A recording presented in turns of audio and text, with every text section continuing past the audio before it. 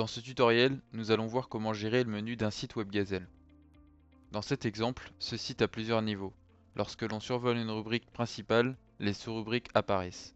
Vous retrouverez l'ensemble de cette arborescence dans l'onglet Pages de votre interface d'administration WebGazelle. Les menus principaux peuvent être déployés pour faire apparaître les items de niveau suivant.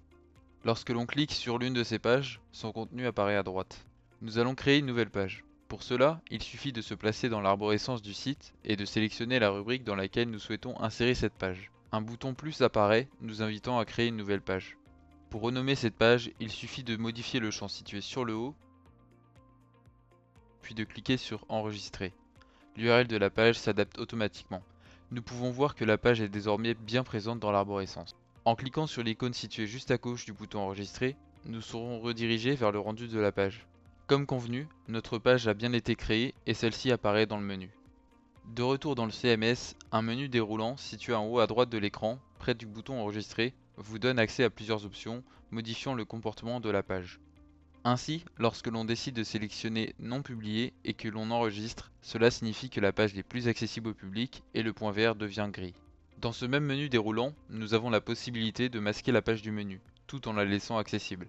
Une fois enregistrée, l'icône d'un œil barré apparaît à droite. Nous voulons maintenant que la page que nous avons précédemment créée apparaisse en tête du menu. Tout en sélectionnant celle-ci, nous la déplaçons à l'endroit où nous souhaitons qu'elle apparaisse. Maintenant, nous allons dupliquer une page. Pour cela, il faut sélectionner la page qui nous intéresse, cliquer sur les trois points verticaux, puis dupliquer. Un menu apparaît donc à droite afin que nous puissions sélectionner l'endroit où nous souhaitons placer cette nouvelle page. Une fois l'emplacement sélectionné, cliquez sur le bouton Enregistrer. Notre nouvelle page est maintenant dupliquée.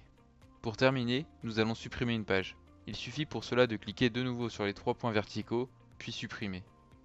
Un message apparaît pour vous proposer d'appliquer une redirection de page. Si la page que vous souhaitez supprimer était bien référencée, il est recommandé d'utiliser cette fonctionnalité en sélectionnant une page existante.